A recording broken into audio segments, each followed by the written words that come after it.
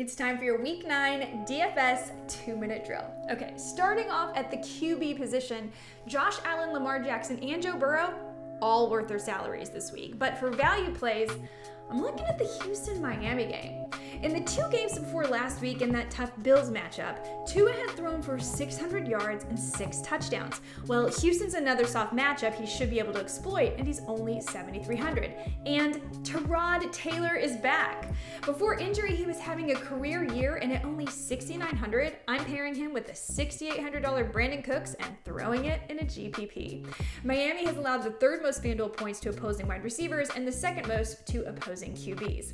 At running back, Eckler and Cook are in great spots, but for value, I like a mid-priced Najee Harris versus a Chicago run defense that has surrendered the 9th most points to opposing running backs. Boston Scott is set up for another smash day versus the Chargers, who are worst in the league versus the run. He's 6,300, and it's the on week for Myles Gaskin versus Houston. I basically predict his usage by on week, off week, and he's only 6,100. The dart here, Rex Burkhead for your Texans stack. He played the most snaps of all RBs last week for the Texans, and he's only 5,000. Again, it's a dart.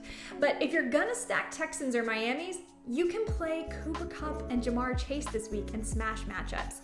Davonte Parker is also a good value at 6,200 versus Houston, as is Jaylen Waddle at 6,100. I love Nico Collins for a dart at 5,400, and Bryan Edwards stepping up for the Raiders with no rugs. He's played the most snaps of all Vegas wideouts this year, and he's got big playability that he should be able to flash versus the Giants. He's 5,300. And finally, at tight end again, the Miami-Houston tight ends, they could be in play.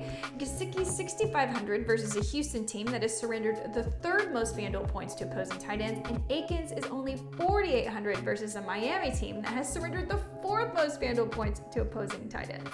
If you're avoiding this game, and I can't say I blame you, I also like Tyler Conklin versus Baltimore, who has already surrendered 6 touchdowns to enemy tight ends. Conklin saw 7 targets last week versus Dallas, and he's 5,200.